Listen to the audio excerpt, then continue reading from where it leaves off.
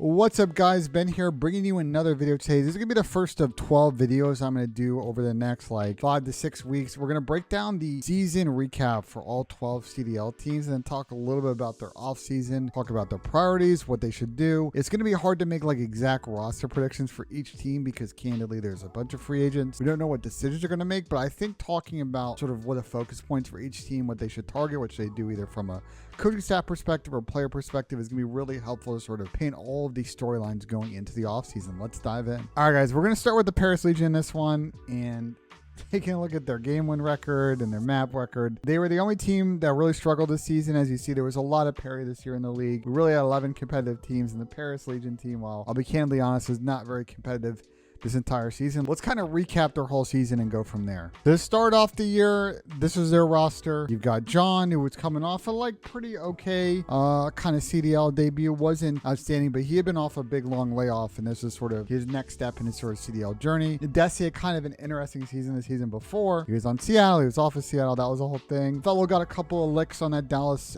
Empire team when they were going through all the Kyler stuff. It was an amazing debut, but you know what what Fellow brings. And then obviously you see in the right-hand corner, I got his name blocked off because of my stupid face cam, but Donnie was on this roster. Don's obviously probably the best slayer of the four here. Overall, from a season perspective, they didn't really start off too hot. Taking a look at the qualifiers for Major 1, they didn't win a single series online, went 5-15.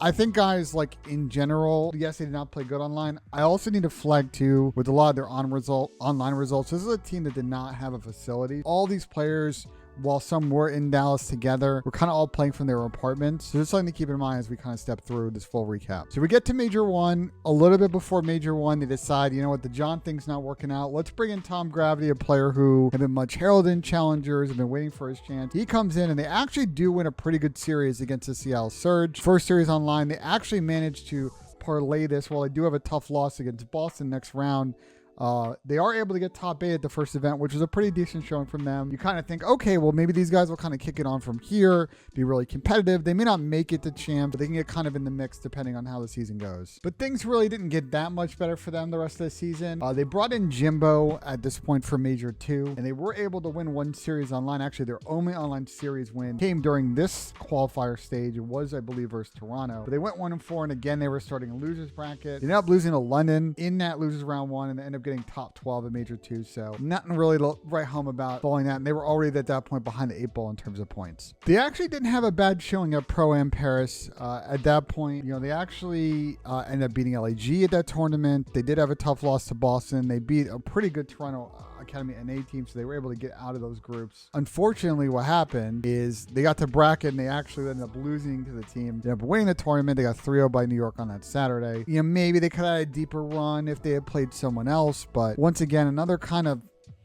top 8's not too bad this tournament, but you probably want to try and get at least top 4 and feel good about it. So again, still no real momentum at this point for the Paris team halfway through the season. Major 3 qualifiers were another struggle. They only won 5 maps online, didn't win a single series, went 0-5, and for the third straight major in a row, they were starting a losers bracket. Unfortunately for this one, they were not able to get the dub versus Toronto at Toronto's home major, and they got bounced 3-1, getting last. At this point, it was basically the season over for Paris. They only had a few points. Everybody else was kind of, getting around the 100 mark. They were essentially kind of out of the champs run at this point. At this point, with sort of the season basically kind of on its last legs, they end up deciding to bring Johnny in here at the end on Major 4. Once again, they still don't win online. They had a couple of close series during that last week, but once again, another 0-5. And they pulled up to New York, and they were actually pretty competitive in this series on that Friday against a good FaZe team. It did go to the last map, but unfortunately FaZe pulled it out, and that was it for Paris this season. They were out. They were top 12 again, and basically, just spectators for the rest of the season. We can sit here and go through stats, guys, and it's ugly, man. Because they didn't win many series, they really only had 2 victories the whole season. The map records are brutal. Their best game mode was probably Control, but they were 30% win rate in all the game modes. They really struggled on most of the hardpoint maps. Tuscan hardpoint was probably their best map at 5 and 9, but they were actually 2-1 in Gavitu. I take that back. So they had that going for them. But Bocage, Berlin were tough. Individual stats were not that much better. Taking a look here, the only guys who ended up sort of positive at the end of the season were Tom Gravity and Temp. The AR is obviously doing decently well for this team, but all of the sub players really struggled. Again, I want to note on this sort of Jimbo stat here, a lot of these matches matches were online. He was playing from Canada. The rest of his guys are all in Texas. They're playing like Midwest servers, so he's kind of stacked against the 8 ball on that one. Look, I think my kind of overall thesis on sort of what kind of next steps are for Paris is we've got 11 really competitive teams in the CDL, and I expect that to kind of continue as we go into next season.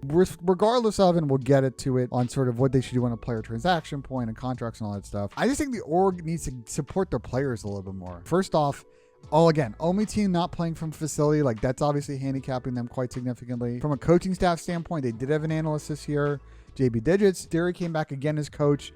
They had Mike Apoc at some point during the season, but he tweeted out that, he was kind of doing it for free, and then he really couldn't afford to do that anymore. If we take a look at sort of the rosters of some of these other teams, they have more coaches, they have decent staffs.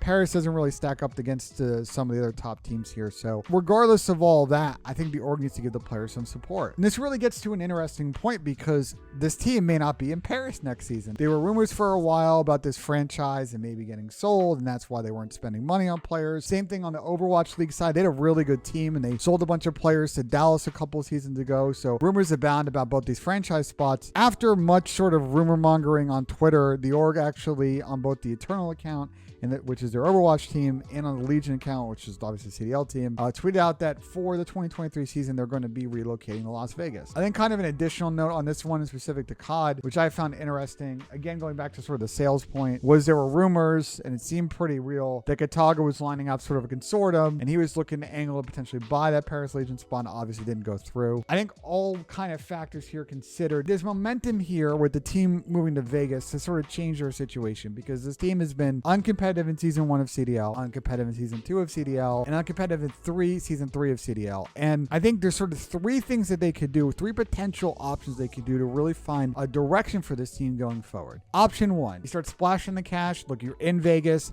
It's a primo market, short flight from anyone from LA, short flight from anyone who's living in Dallas. So you're going to be able to recruit some free agents, and they can feel good about playing out of Vegas and really start to build like a championship contender. I think option B and option C are similar, but they're a little bit different. Option B is more of let's kind of look at it as sort of a Boston Breach style kind of roster. Let's kind of find some veterans and young players and really commit to a longer term project. We may be sort of competitive in the first year, but we're not going to be a championship contender. Make some moves in that off season after year 1, and then year 2, like we're on the ball. And then after season 2, we can really evaluate the game plan. I think option C rather, I think is sort of an interesting one, and one that we haven't seen a lot in COD, but a little bit in Overwatch. And it's something very similar to what you see in European football with a team like Ajax or Borussia Dortmund, is I could see a version of this Paris team becoming focused on player development. They're not going to go out and splash the cash and spend $200K, $300K a year on players, but they're going to go ahead and start being a pipeline for players to come in, develop, and then be a bridge to a bigger team in which Paris can then sell them on and make some money. So I think either of those 3 directions you go is going to satisfy